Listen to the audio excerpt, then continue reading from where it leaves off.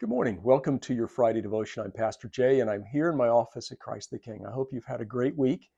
We are continuing on in the Augsburg Confession. We're up to Article 5, and this is an article that's near and dear to my heart.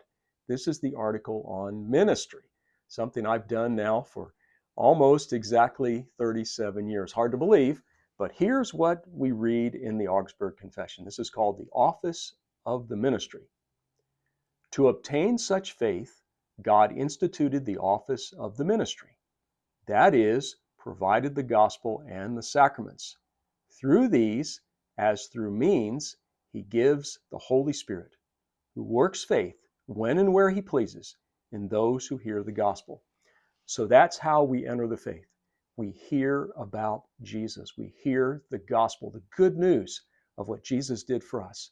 We get to know Jesus as we study the Word and as we hear it in worship. That's been my job for almost exactly 37 years, is to take that old story and make it something relevant to people today. And as we hear it, God works through the Holy Spirit to bring us to faith when and where he chooses. We can't tell who's going to have faith and who's not going to have faith, but we believe that's how it comes to us, is through the Word preached, anthems, the reading of the lessons, Bible studies, all the different ways that the Word comes to us, but then also through the sacraments, through baptism and Holy Communion, which the Holy Spirit allows us to receive by faith. And then it goes on, and the gospel teaches that we have a gracious God, not by our own merits, but by the merit of Christ, when we believe this. So it's God's goodness, not what we do, that saves us. And now there are polemics in here. There's speech against other Christians, and I don't want you to take it the wrong way, but this is what makes us uniquely Lutheran. And they're going to talk about the Anabaptist, and that simply means to baptize again. There were people in Luther's day who thought that infant baptism or the first baptism you receive as an adult was not enough. You need to be rebaptized and make a decision for Christ. And here's what he says about this. And I find this interesting because most of the Christians in our area are what I would call Anabaptists. So listen to this. They write, "Condemned are the Anabaptists and others who teach that the Holy Spirit comes to us through our own preparation, thoughts, and works without the external word of the gospel." So in other words, make a decision to believe in Jesus. Go out on the street, hey, believe in Jesus and you will be saved, right? And you go tell somebody that.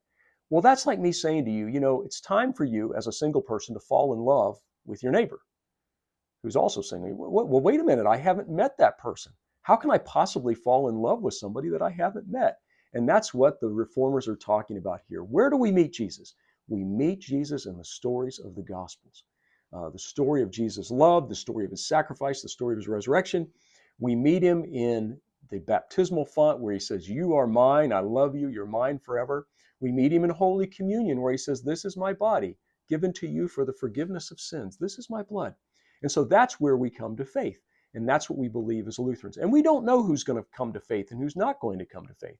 But we do know that the gospel is to be preached to all people. So what does that mean? Well, number one, it's what I've done for just almost exactly 37 years. On June 25th will be 37 years for me. It's what I've done for almost 37 years, and it's what you're to do.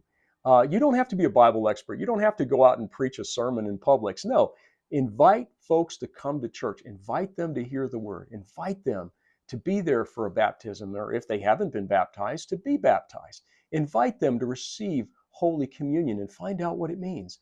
And as they're in that process, the Holy Spirit, we believe, will work in them to give them faith, or we might say trust, in the good news of Jesus Christ. So that's what it's all about.